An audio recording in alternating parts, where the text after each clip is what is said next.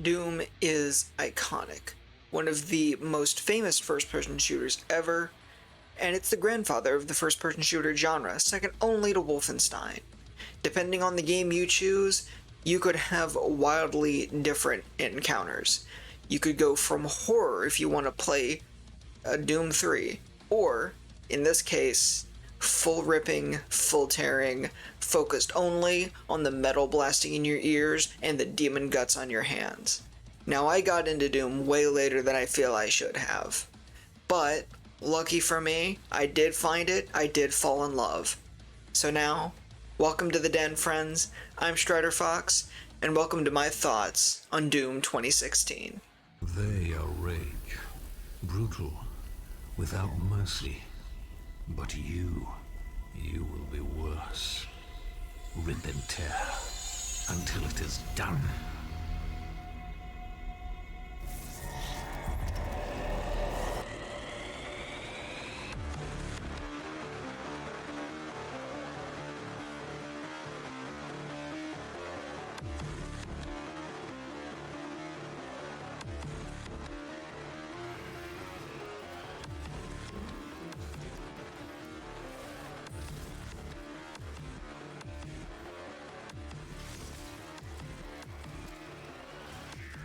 But it was worth the risk, I assure you.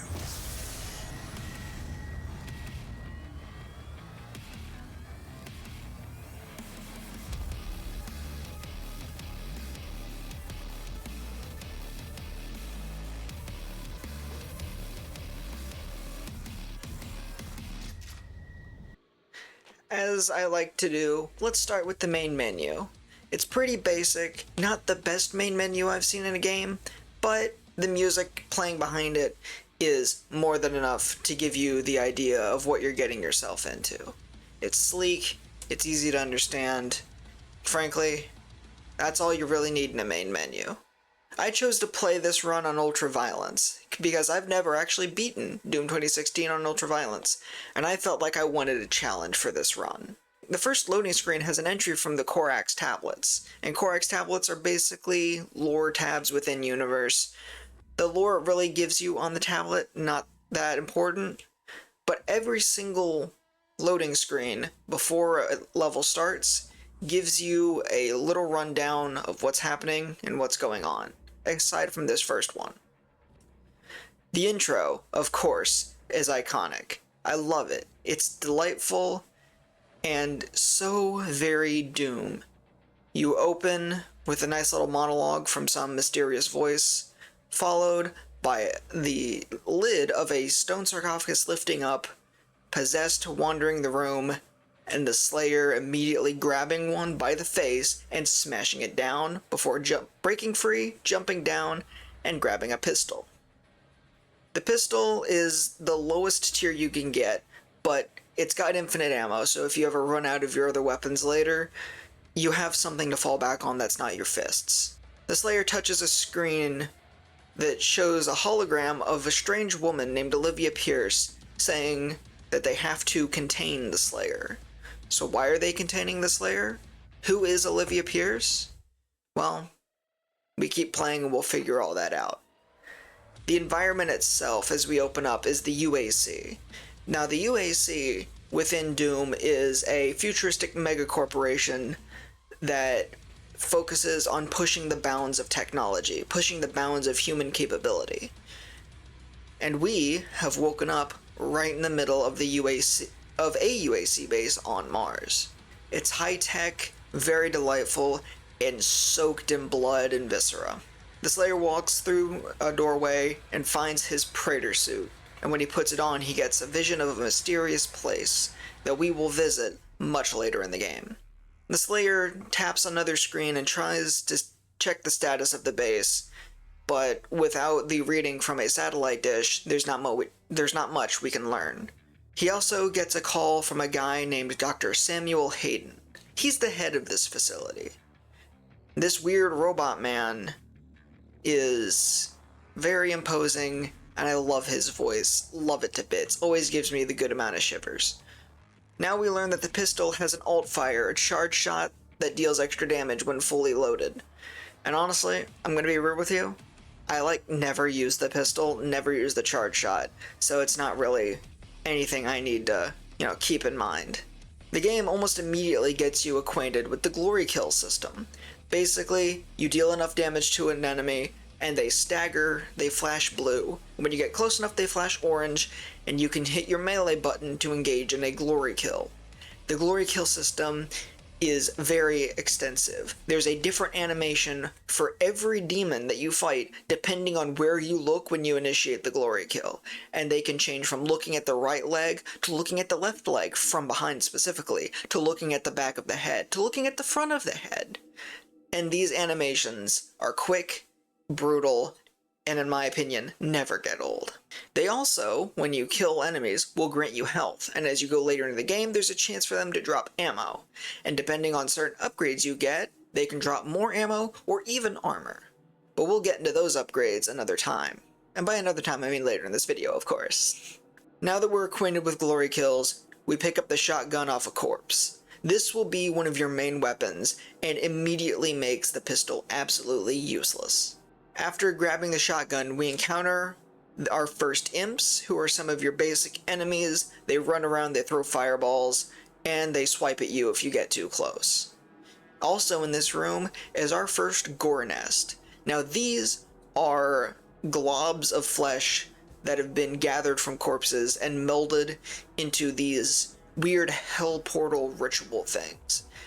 And you rip out a glowy heart bit to destroy the gore nest and activate a demon encounter where you have to kill every single enemy to proceed. The Slayer runs into another hologram of Olivia Pierce after destroying the gore nest, of her saying that the Slayer cannot be allowed to leave this place. The Slayer then takes an elevator out of this entry level area, where Dr. Samuel Hayden tries to justify himself and justify the actions he's been taking and the mess that he has created, leading to one of the most badass title drops I have ever seen in gaming. Every single time I get to this title drop, I just sit there and I drum on my desk along with the music. It makes me feel so good. It fills me with divine rage to smite every demon I come across. The Slayer comes out on the Martian surface, very red, very dead, and very Mars. It's a vista that you look across, and it immediately feels like Doom. You definitely feel like you're on a futuristic base on Mars. There's no doubt about the atmosphere. The Slayer encounters his first zombified soldiers. These enemies hit a little harder than your regular demons, and they can fire farther and they're a little bit beefier. But if you're keeping on top of your weapons and you're landing shots, they're not going to be much of a problem. The Slayer runs into his first door that requires a blue key card to progress. Now, throughout the game, you will need to find key cards to unlock doors to continue through levels. This is a pretty standard Doom thing. Pretty standard Doom thing. Finding key cards to unlock areas to find more key cards to progress. It's such a nice thing that I'm glad that they put in this game, because it gives you a reason to explore the area when you come up against a path that you can't take yet. The blue key card for this door was not far away from it, which is great for a starter, but you will have to start searching more when you come to later levels. The Slayer also finds his first collectible, a cute little figure of a Slayer with a different color palette depending on which figure you find. And these unlock enemy models and things in the gallery. Honestly, not that important, but they're fun to search for if you enjoy looking for collectibles. The Slayer goes through the door and also picks up his first grenade. Grenades are a rechargeable explosive that you can upgrade later, and you throw them, they do what grenades do, hit the ground and explode. And throughout the game you will find 3 different throwable grenades. The first ones are your basic grenades. The second ones are hollow grenades that I never actually used, they just throw up decoys. The third one is the siphon grenade, which I will cover whenever we get to it, because I realized I never covered the hollow grenades in my notes. so I had to cover them here. While exploring, the Slayer finds his first auto map as well. These auto maps reveal the entire level's map to you, and as you get upgrades, they will reveal more and more to you each time you find one. The Slayer also finds his first Praetor token. It's a small chip that he pulls out of the armor of these elite guards that are scattered throughout the game. You use these Praetor tokens to unlock suit upgrades, which will give you things like more shots or throws of your grenades, or it allows the automap to show more things when you find one, or maybe even just remove the damage that you take from explosive barrels. It is always good to be hunting for these things, because if you do not look for the Praetor tokens and you do not upgrade your suit, your game will be a harder time. I love when games incentivize exploration like this. You will have a hard time if you don't explore, so explore and find cool things. Always a win for me. The Slayer also finds his first lever. Every single level has these levers that you can find hidden in the level, and there's one per level. You pull them and it opens a secret area that when you enter unlocks classic levels from the original Doom games, Doom 1 and 2. And I did not actually hunt for most of these. I pulled a lever if I encountered it, but I didn't look for them because I've already done that before on a casual run and didn't feel like doing it again. But if you like playing the older levels with the new stuff, I'd definitely say keep hunting for those. Slayer also finds his first weapon mod off of a drone. Now, weapon mods are important. They are critical to the game. Every single weapon you find in the game, aside from the pistol, has 2 weapon mods that can be unlocked for each. And you will use weapon points that you unlock by doing things in the game, we'll cover that later, to increase the capability of your weapon mods. The first one I took is one of my favorites, and it's the explosive shot for the shotgun. It is essentially a grenade launcher where the explosive explodes on impact. The Slayer makes his way to the resource operations base on the UAC facility, where he needs to find the signal dish to align it so he can figure out just how bad the situation here is. And this is where we first learn about weapon points. They are unlocked they are earned rather, by killing demons and completing different sections of combat throughout the level, as well as we'll later find, completing level challenges. These are unique to the level. Every level has 3 challenges that they're optional. You can do them, and they incentivize not only to do them to get the weapon points to upgrade your stuff, but also they're a great way to just give yourself variety, challenge you to try different things in the games. So maybe on this level, it wants you to kill zombies in 5 different ways.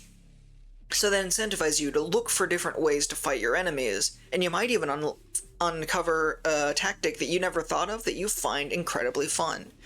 I love when games do this. I love when they make them optional, because I don't always want to do weapon challenges. I don't always want to do the optional things, but if you're gonna give me a bonus if I do them, then that, makes me kinda want to do them. But if I don't want to do them, I'll just live with playing the game a little harder. We also get a call from Mars's AI system known as Vega. Vega is the one that tells us about weapon challenges. The Slayer had to turn the power back onto the base in order to continue. Doing this activates a message from the strange woman we have identified as Olivia Pierce, as she speaks to the people of the UAC base, saying that what she's done is a gift, and that the demons will create a new world for them. The Slayer also finds the chainsaw. He pulls it out of a corpse, and the chainsaw has limited charges of gas that are used up upon killing certain enemies with them. Enemies fall into a handful of categories, and each category takes a different amount of gas to insta-kill. But insta-killing a demon with the chainsaw will drop a lot of ammo, and that will become very important. Doom 2016, just like its sequel Doom Eternal, and Doom the Dark Ages are all about juggling your resources. If you're running out of health, glory kill an enemy. If you're running out of armor, depending on the game system, glory kill or this or that. If you're running out of ammo, chainsaw a demon and keep ripping and keep tearing.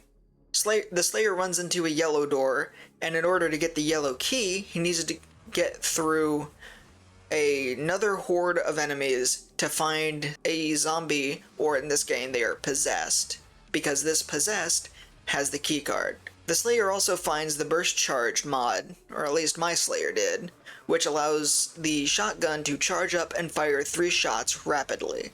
And I actually ended up using this mod a whole lot. In my other runs, I never actually used it. Kind of felt like it was useless, because why would you charge up shots when you can just, shoot an explosive from range? But when I decided to actually try it out and use it, I found that, especially on harder difficulties, it is a great way to shred through some of the beefier enemies. And when you want to get in close so you can get a glory kill quickly, using that mod will benefit you greatly. The Slayer picks up the key card after getting the weapon mod, and then uses the key card to get through the yellow door and found the heavy assault rifle. The heavy assault rifle is essentially, it's your assault rifle. It's your automatic weapon that I find is actually very useful. I don't usually use these in Doom games, but in this run I found myself using it quite a bit. It shoots like your assault gun. It's pretty much everything you'd expect from it. In the next combat arena, the Slayer also encounters his first power-up. This one in particular is a Berserk power-up. It will allow you for a limited time to one-shot every single enemy by ripping them apart. Instant glory kills. And there are glory kills that are unique to using the Berserk power-up. After shredding and ripping and tearing that horde, the Slayer gets to the console that he needs to use to realign the dish. But when he does it, he's blocked by our boy Sammy Hayden. And Sammy tells the Slayer to visit the nearby Vega terminal, and there he will give the Slayer what he is looking for. Now, every level has secrets that are hidden throughout, and some of them are easier to find than others. I actually did not end up finding most of the secrets on this run, but depending on the secret you find, you might get a weapon early, and in this case, the Slayer, as me, picks up the plasma rifle a whole level early by finding it in a wall. The plasma rifle is like your assault rifle, except it fires faster, and the projectiles do a little bit more damage, but at the cost of quickly running through your ammo. But I love the plasma rifle. And I'll say right now, every single weapon I encountered felt good to use. The sounds felt on point, the designs are delightful. They feel great, they look great, they sound great, in my personal opinion. But some of them are better than others, and as we get through the game, when we pick up some of the heavier weapons, at least I find that I end up revisiting some of my first weapons a lot less. Like when I got to a point where I was hardly ever actually using my assault rifle or my plasma rifle, because I would rather use their ammo using the heavier weapons that share them. Anyway, the Slayer gets to the Vega terminal, and our boy Samuel Hayden gives us this thing called an Argent Cell, and says that it will help us on our journey. The Argent Cells are found throughout the levels and allow you to upgrade your health capacity, your armor capacity, and your ammo capacity. We then got a lore dump from our boy Hayden, and Mr. Samuel told us what I will let you witness yourself. Vega, give him what he wants. 61,337 UAC members deceased. 81% of the facility is on lockdown. Demonic presence through the Mars installation is critical. According to the records, Dr. Hayden, the invasion originated in the Lazarus facility.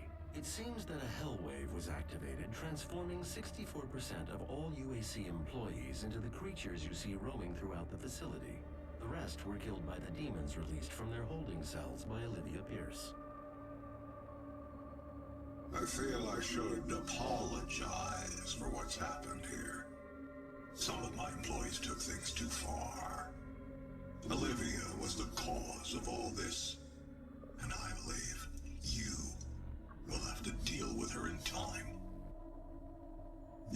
not agree with our research, but know this. We exploited Hell and its resources because it was in mankind's best interest to do so. What you now see in this facility is the cost of progress.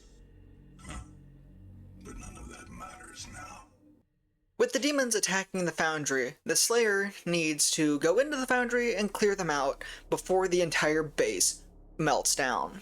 When we get into the foundry, the Slayer is told by Hayden exactly what he needs to do. He needs to lower the demon threat so we can get into the turbine room and restart the turbines to cool down the base. The Slayer finds the micro missiles mod, which, as the name suggests, fires micro missiles. It is a mod for the assault rifle where you charge it up and it will fire up to 6 micro missiles at any time. But these micro missiles take a lot more of your ammo to fire. That is a trend with weapon mods. They take a lot of ammo to use but can deal a lot of damage. To get to the first gore nest, the Slayer needs to shut down a gas leak. So first the Slayer finds an arm off of a corpse that he uses to disable the gas flow. Then he goes in past where the gas was burning and tears the gore nest apart. The Slayer then jumps down a few bridges and destroys yet another gore nest while being careful not to fall into the molten metal below. On the way to the third gore nest, the Slayer encounters his first Hell Knight. These guys will be your first medium demons. They are beefy, they can deal a good amount of damage, but as I found, getting up close, doing a few rounds of burst fire from the shotgun mod, and then backing out to let it reload, excellent way to handle them without letting them deal too much damage. Just gotta keep on your reflexes. The Slayer picks up the yellow keycard, destroys the third gore nest using the shotgun mod, and then proceeds to head for the final one. After destroying the fourth gore nest, the Slayer enters the turbine room, restarts the turbines, and then fights through another horde of demons before finally being able to leave the room, narrowly preventing the meltdown. With the turbines back online, Hayden says the primary control room has been activated and it could be Olivia Pierce's work. We head to the main control room, but there's a glass wall between us and Olivia Pierce.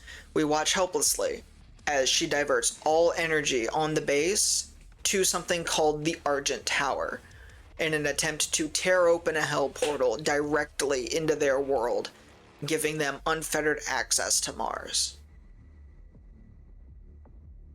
Hayden tells the Slayer that we can stop Olivia Pierce's plans by disabling the filters on the tower, because the tower itself is an energy production plant, and these filters are what Argent energy flows through, and if we can shut those down, we can essentially cut off the power to the tower. On our way to shut down the filters, we encounter our first rune stones. These rune trials are found throughout the game as well, and each one of them is some kind of boost that you can equip. And as you complete rune trials, you will unlock up to 3 slots to put in your runes. I personally did not really engage much with the rune trials. They're not really my thing. I don't find them that fun. But I did use a few of them because they became very useful. And every single rune trial you complete will unlock a rune that gives you a boost, and the more you use that rune, the more you fill up a bar, which will unlock a second boost once they are maxed out. They can be really good if you like to do the trials, and they are excellent for building builds. I don't like them that much, I don't use them that much. Kind of a low point for me for the game, but everything else in this game more than makes up for it. The Slayer finds a rocket launcher off of a corpse, and this is, it does what a rocket launcher does. Does what it says on the tin. Fires a medium speed moving projectile that explodes on contact. The rocket launcher is excellent for dealing big damage to enemies, but you do need to watch the splash damage because you can, and frankly will frequently, explode yourself using your own rockets. And I died a lot to my own rockets. I'm not that great at avoiding them, but the rocket launcher is still so much fun that I couldn't just not use it. It becomes very useful, and the more you use it, honestly, the better you will get. One thing I forgot to mention before is with the weapon mods. I mentioned that you upgrade them by using weapon points.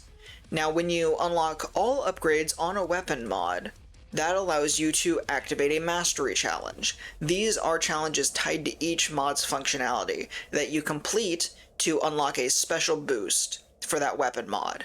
They are a lot of fun to add even more variations on what you'll be doing in combat, and I love their addition.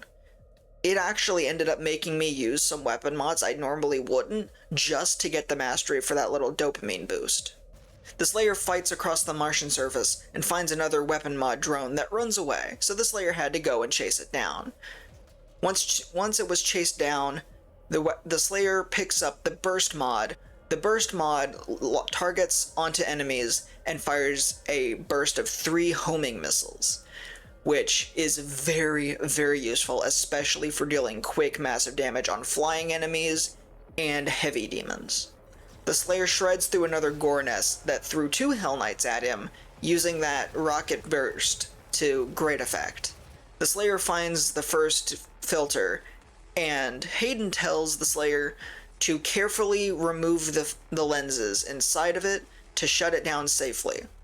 But the Slayer does not care. He does not listen. The Slayer wants to destroy the production of Argent energy, not halt it temporarily.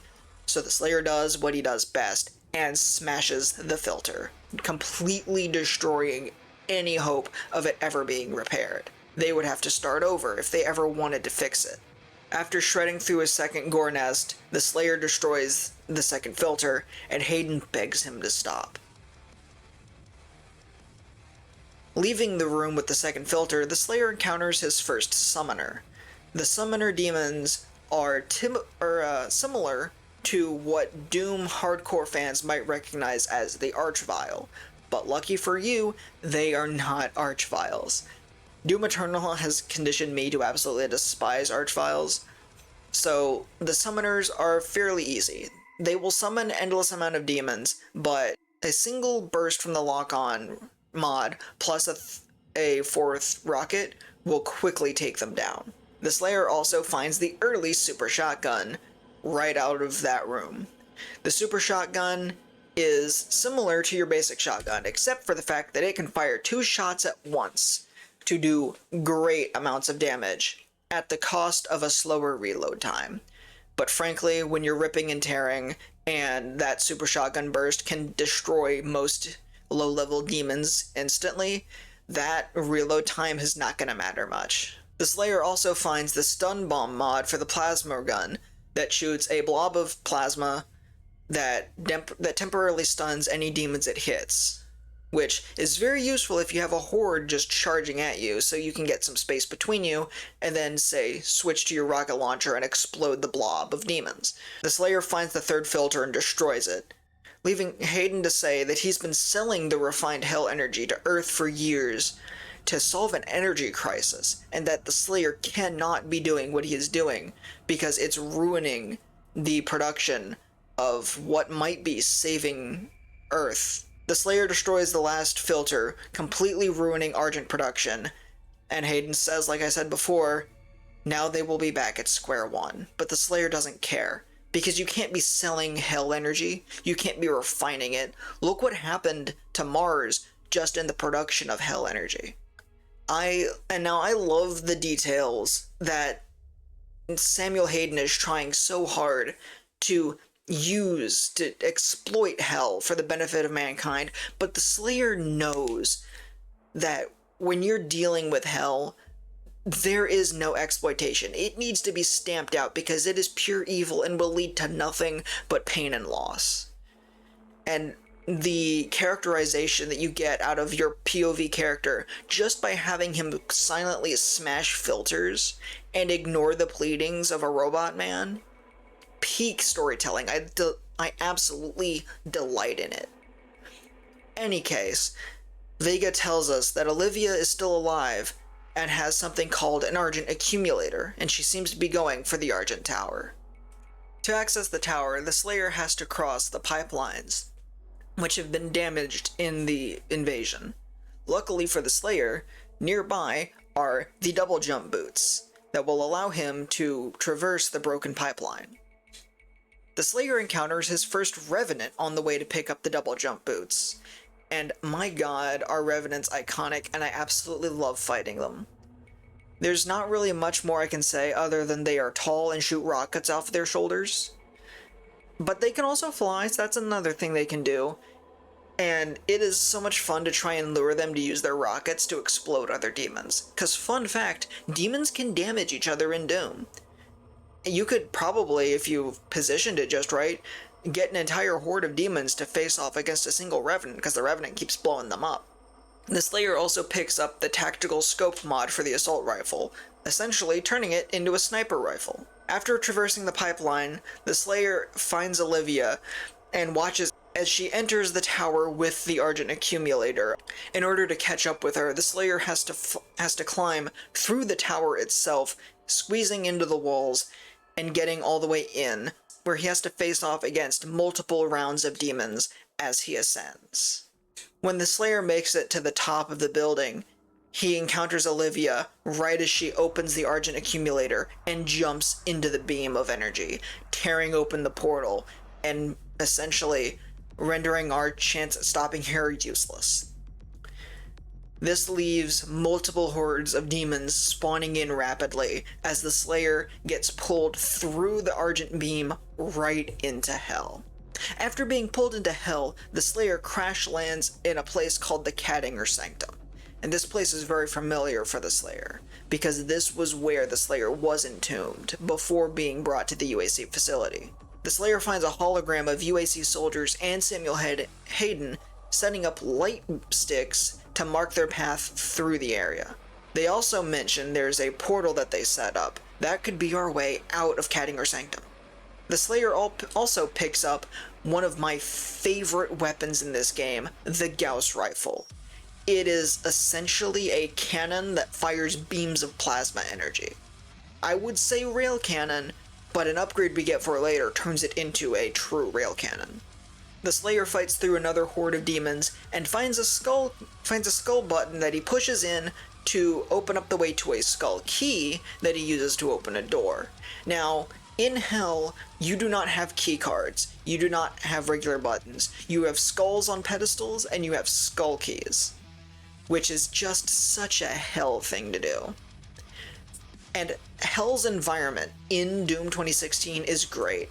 Doom Eternal and Dark Ages definitely do it much better, but there's something about the yellow filter over the carved stone and wood of Hell in Doom 2016 that is just so unique and so right for Doom 2016.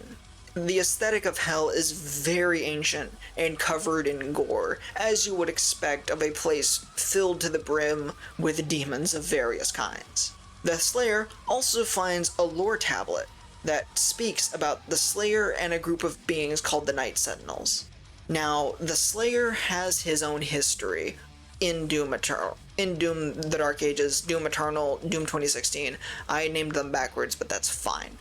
Anyway, the lore of the Slayer is extensive, and I won't get into most of that here because it really gets expanded upon in Eternal and Dark Ages.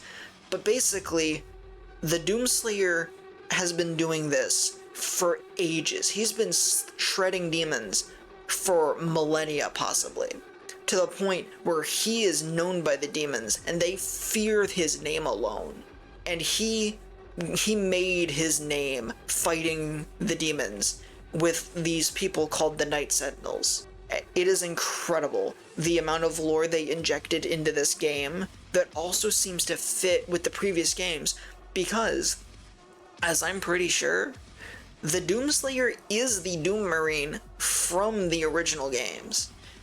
And some weird time travel shenanigans in Hell are what allowed him to kind of time pass or whatever. I'm not quite sure how it all works, but I do know that the Slayer has been at this for so long, and his affinity for weaponry is what makes him so perfect, along with the strange ability to draw energy and power from the demons he slays, which means our mechanic of glory kills granting health and armor and ammo are a power that the Slayer actually has. That is in lore, which is such a cool thing.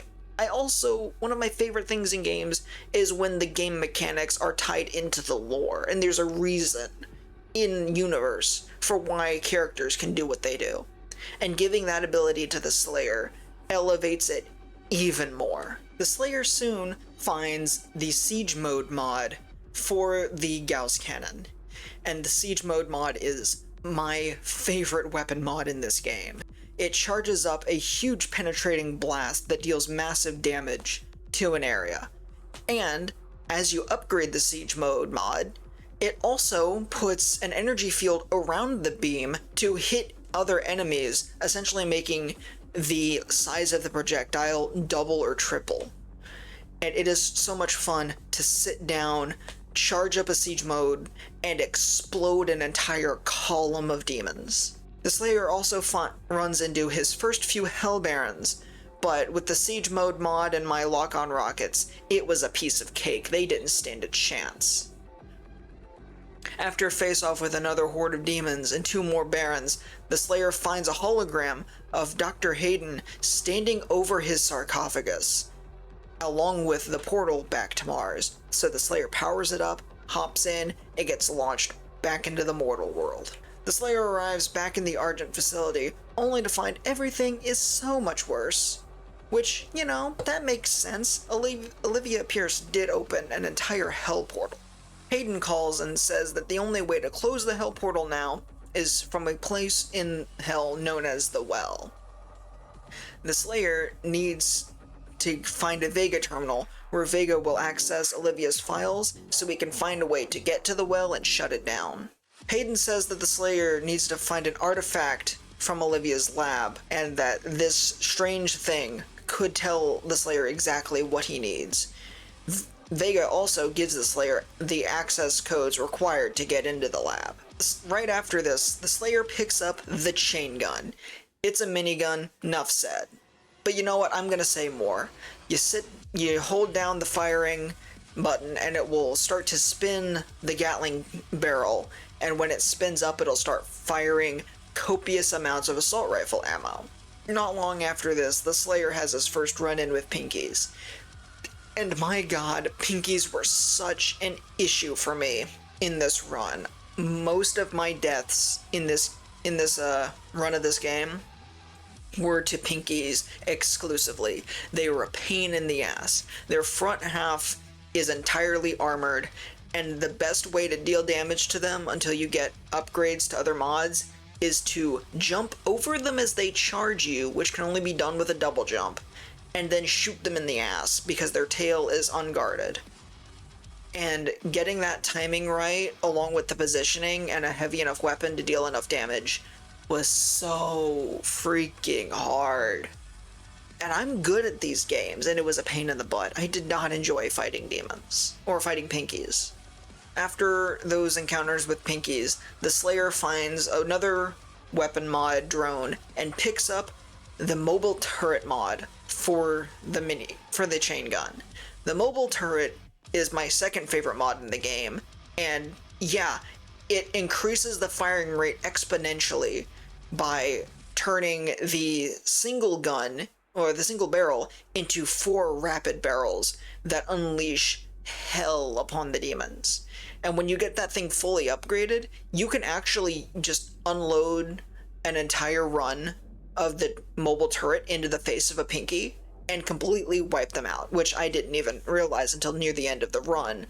My god, that would have made things so much easier. Slayer runs into a hologram of Hayden and Olivia talking about finding the Slayer after the Slayer picks up a key card. The Slayer also fought off a small amount of fodder enemies before finally taking the tram to where he needs to go. In order to get to Olivia's Lazarus complex, the Slayer must pass through advanced research. Hayden tells the Slayer to come meet him in his office. On the way there, the Slayer found a hologram of Hayden and Olivia talking.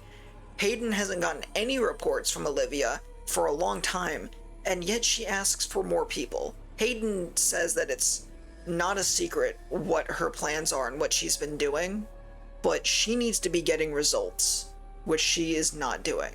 Which, if we've been paying attention, we can tell why she's not getting results. She's busy planning a hell invasion. After fighting through some more hordes, the Slayer finally gets to the Hayden's office, where the Samuel Hayden, installs a tether teleport system thing into the Slayer's suit, and he mentions that he apologizes for the jolt, but he knows the Slayer would not have allowed its installation voluntarily. Which, yeah, of course the Slayer wouldn't allow that. You shoved some software into his system that he didn't ask for, and frankly, it gives you way more control over the Slayer than he would have liked. No shit, he wouldn't have wanted to, consent to that. Hayden tells the Slayer about everything they've learned about Hell and its energy came from the relic in the Lazarus Labs called the Helix Stone. He says that it showed them how to harness Argent energy, and that he thinks it can tell the Slayer how to close the portal. So the Slayer picks up some ammo, some health, clears out Hayden's office, and gets moving. Now, Samuel Hayden is an interesting case. Earlier I called him a robot, and that is not true. He's a person. Kind of. He was a really famous scientist from Earth who, after exposure to Argent energy, essentially got brain cancer or something, but his body started degenerating. So he had a special robotic suit built that they could put his brain into so he could continue his work indefinitely. And that is why he looks and sounds the way he does. And Samuel Hayden is an integral part of the Doom 2016 and Doom Eternal story. I love everything about him, his imposing nature, his cold, callous words. It all tickles just so right. Samuel Hayden's probably my favorite character from these two games that's, exclusive to these games. The Slayer also picks up the Heat Blast mod from a drone in an air duct that goes onto the plasma rifle. The way the Heat Blast mod works is, as you fire the plasma gun, it builds up heat, and then you can expel that heat in a shockwave, which is really great at clearing out hordes of low-level demons. Just unload a whole lot of plasma into a big guy, and then explode the little guys around you. The Slayer picks up half of a corpse, the top half of a corpse, because he needs the head. Why does he need the head? It has an eye in it. Why does he need the eye? Because there's an optical scanner in between him and the BFG. So he uses the corpse's head, unlocks the way to the BFG, has to do with a little security measure, but that's fine, and then he picks up his big freaking gun. And my god, the BFG is a piece of work in the best way possible. It fires a slow-ish moving green projectile that shoots tendrils off that damage enemies around it. And because it'll be important later, the way the BFG functions, I believe, and correct me in the comments if I'm wrong, is on frame rate. So the way it'll deal damage is by how many frames those tendrils are connected to demons. But with the weapon wheel, which is a thing I haven't touched on because I didn't really use it aside from this one thing, the weapon wheel, pulling it up, will allow you to select from any of your weapons, and it slows in-game time, but it does not slow down the frame rate, meaning, because the projectile moves by in-game time, but the tendrils deal damage by frames, you can pull up the weapon wheel to drastically slow down the BFG ball, meaning those tendrils are touching demons longer and dealing even more damage. And this trick, as I lovingly call the BFG weapon wheel trick, is absolute hell against bosses. You will shred through their health bar in like a couple of minutes. And the best part is, if you use the rune you found in the Argent Tower that causes demons to drop more ammo and you fully upgrade it, demons will drop BFG ammo as well. And the BFG is so powerful that you can only use the shots that you find around the world. So there's a very limited amount of them. Unless you have that rune upgraded, in which case you're essentially running on infinite BFG as long as you can keep killing demons. So that, coupled with the BFG weapon wheel trick, makes the BFG easily way too overpowered for this game, and it's so much fun to use. Regardless, after picking up the BFG, the Slayer uses it to shred a whole room of demons, a few barons, and finally takes an elevator down to the Lazarus Labs. When the Slayer finally makes it into the Lazarus Labs, Hayden tells him that he can find the Helix Stone deep in it. So on the way, the Slayer finds a hologram of Olivia saying the demons prophesied the return of the Slayer and that she needs to prevent it. On the way, the Slayer also picks up the Siphon Grenade, which is the thing I mentioned earlier. The Siphon Grenade will essentially draw energy out of demons and feed it to you to restore your health. It's a lifesteal weapon, but it's honestly kind of useless. It doesn't restore that much. I never ended up using it much. I tried it, wasn't that much fun. The Slayer also finds the Gatling Rotor mod, which allows you to spin up the chain gun barrel already so you don't have to deal with the slow firing rate at the beginning of your charge. But I did not use it at all, because why would I just spin up the gun normally when I can use the mobile turret to turn everything else into a fine red mist? After fighting through a horde in a room where we've got some Mancubi being dissected, which I forgot to mention when we ran into Mancubi. The first Mancubus we run into is great. They shoot their toxic bile or something out of hand cannons. I don't know. They're big, they're beefy, they fire explosive shots. And then Cyber Mancubi later fire the poison shots. Not really much else to touch on that other than they are armored, so if you try to shoot anywhere other than their face or their exposed belly, you'll be doing reduced damage. But we fight through that horde, and then get stuck into a room that kept throwing pinkies at us. I fought so many pinkies. I died in this room so many times. And then the first time I finally cleared out the room, an enemy got stuck in the wall, or in the door. So when I glory killed it, hoping, to get rid of it, it shut me outside the room I just got into, meaning the trigger to let me into the room was already used and no longer there, so I had to restart the last checkpoint and do that room again. God, I hated that room. Too many pinkies. And I still didn't know about just using the siege mode of my Gauss cannon or turret, or the turret mode. I didn't know about those tricks then, which probably would have made that so much easier. God, that room pissed me off. Anyway, we got past it, and then finally we got to the Helix Stone. But even though we had the authorization to get into the labs, we don't have the authorization to access the stone. So we head to Olivia's personal office and run into a hologram of her being berated by a demonic entity of some level of eldritch existence. I don't know. It was speaking to her from beyond the veils of reality, and she was pleading for it to just have faith in her or something. Honestly, I wasn't paying that much attention. I wanted to kill more demons. After accessing the Helix Stone, it shows the Slayer something called the Crucible, and that will be our ticket to closing the well. Vegas says the Crucible is located in the Titan's realm, and we'll need another Argent accumulator to launch us into Hell to get to the Titan's realm.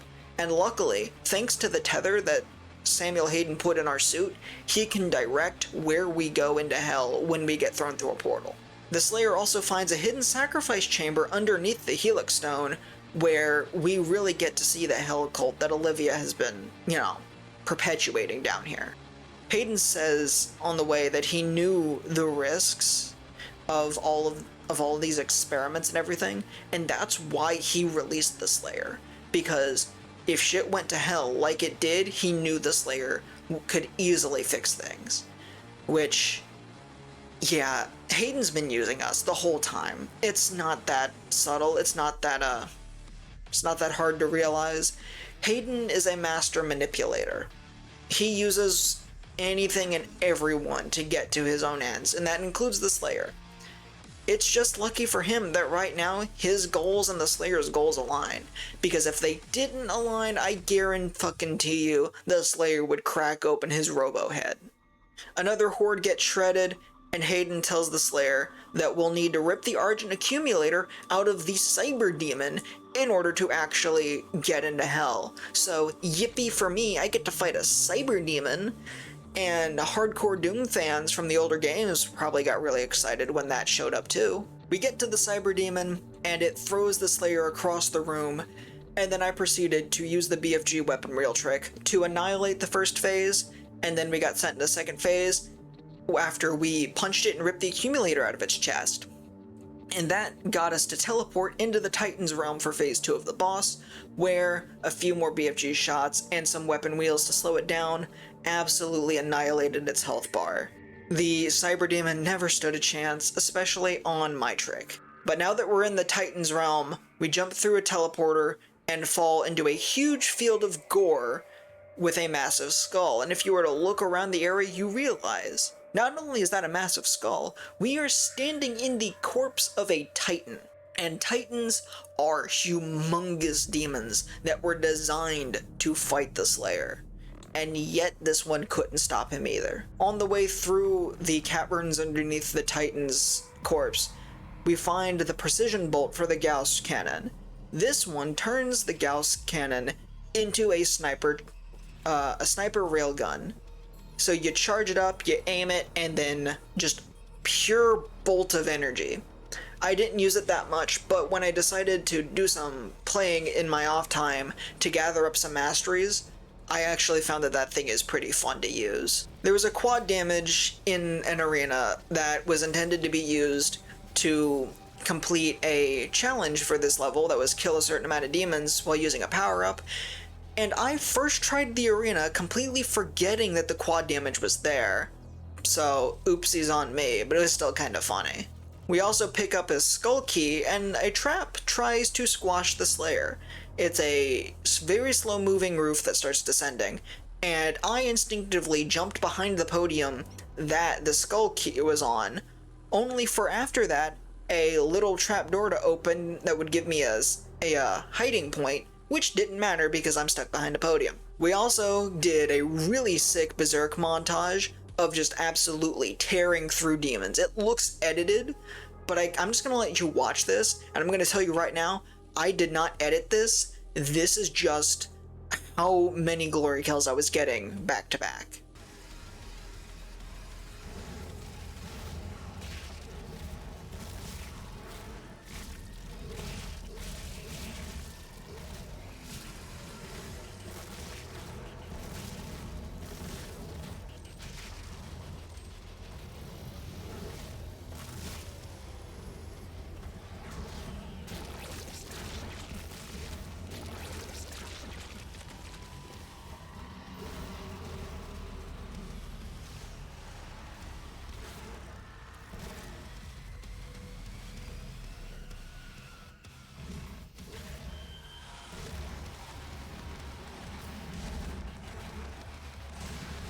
The Slayer arrives in a place known as the Necropolis, where the Slayer has to find skull keys by shredding through demons to turn some hell gears, to shred more demons, to find another key, to turn more hell gears. And after doing all that, the Slayer fights off one last horde, and then gets launched through a portal into another boss fight. Now, as much as I love this game, I will say right here, this boss fight was pretty forgettable. This boss fight is against the Hell Guards, the Guardians of the Crucible, and it has two phases. The first phase is a single Hell Guard that you can only damage when its shield is down, and one of its attacks will charge up this yellowish gold wall that will send projectiles at you, but if you can deal enough damage to the wall, it will fire back into the Hell Guard and stun it, allowing you to deal even more damage. I actually didn't use the BFG trick on this boss because of just the fact that the first one has a shield, and that shield will also block BFG shots, so I decided I was going to fight it normally. After killing the first guard, 2 more spawn. These ones don't have a shield that you need to wait for it to drop, but they do attack in tandem, which means you need to keep your eyes on both of them while dodging attacks and dealing just enough damage to stun them and kill them. And after tearing out the little parasites that power these Hellguards in all 3 of them, the Slayer finally gains access to the Crucible. He picks up the demonic Crucible, and a bunch of ghostly Night Sentinels appear before the Slayer and seem to give their respect before the tether is activated and the Slayer is dragged back to Mars. Slayer pops out on the ice cap, one of the ice caps of Mars, which is home to Vega's central processing core. Now this place has to be built here because Vega requires so much power that he is so incredibly hot, not sexy, although Vega's voice is pretty sexy, but he's so hot they needed the first to ever exist sub-zero or absolute zero cooling system to actually keep him from overheating. Vega tells the Slayer that he is unable to self-terminate, but he can walk the Slayer through how to shut him down because the power explosion that will happen from destroying Vega's central processing will be enough to launch the Slayer back into hell to the well where he can shut it down. And unfortunately, this process, as previously stated, will kill Vega.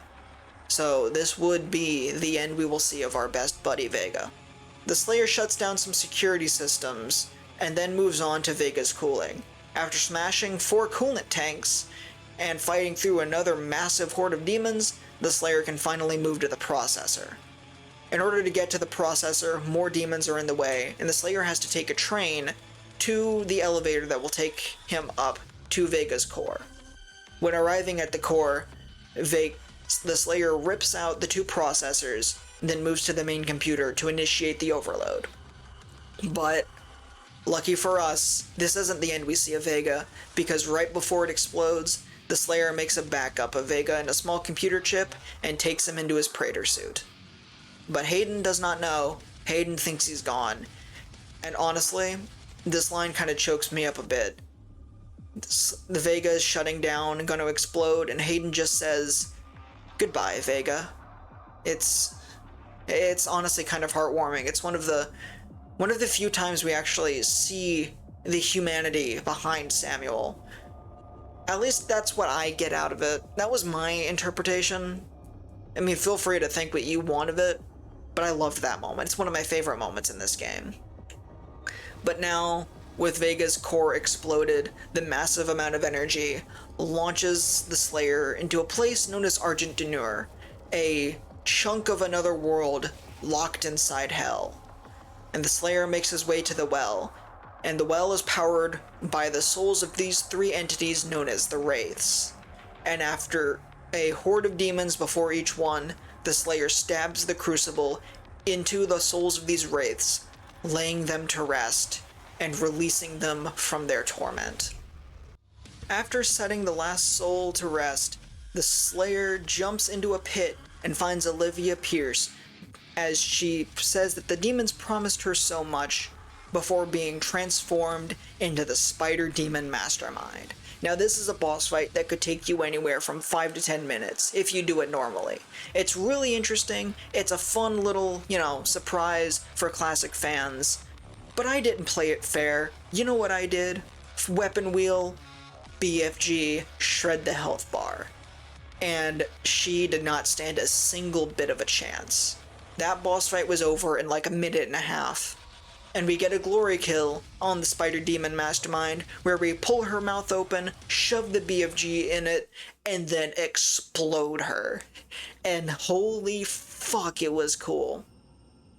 But now, with the Spider Demon Mastermind destroyed, Olivia Pierce gone for good, and the hell portal closed by destroying the well, the Slayer gets dragged back into Mars and is trapped by Samuel Hayden as he takes the Crucible from the Slayer, and we get this delightful monologue.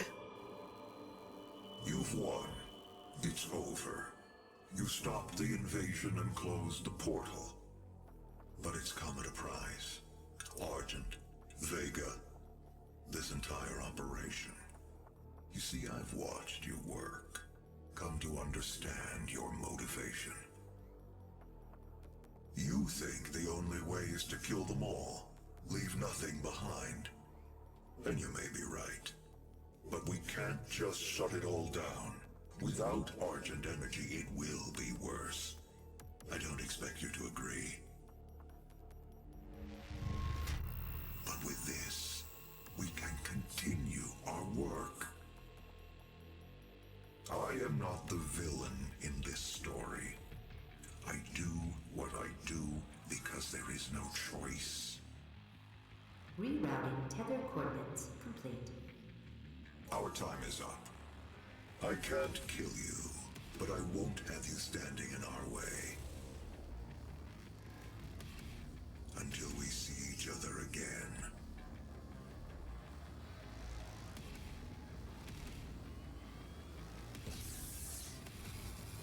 Now, with the Slayer released, off to God knows where, the game ends. And holy fuck, that was Doom 2016.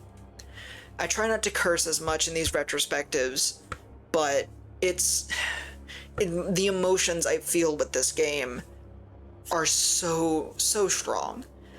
Doom Eternal was the game that got me into Doom, but I wanted to see where it came from, so I did deep dives into the original games. I bought Doom 2016 along with Doom Eternal, and I fell in love. It was so good.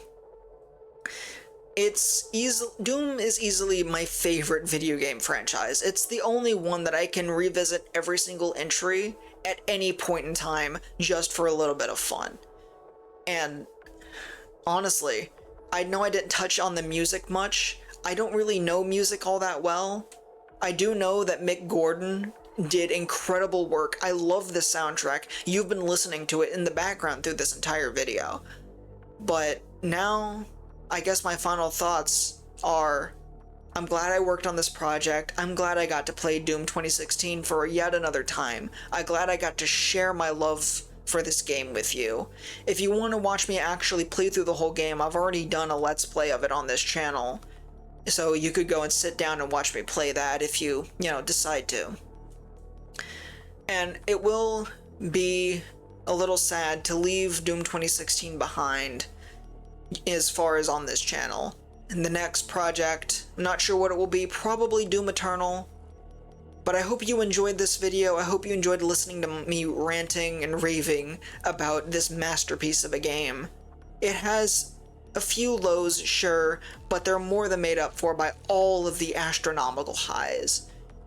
And honestly, all that I can really have left to say is thank you guys so much for watching. If you have any questions, you have things you think I could probably do better, leave that in the comments.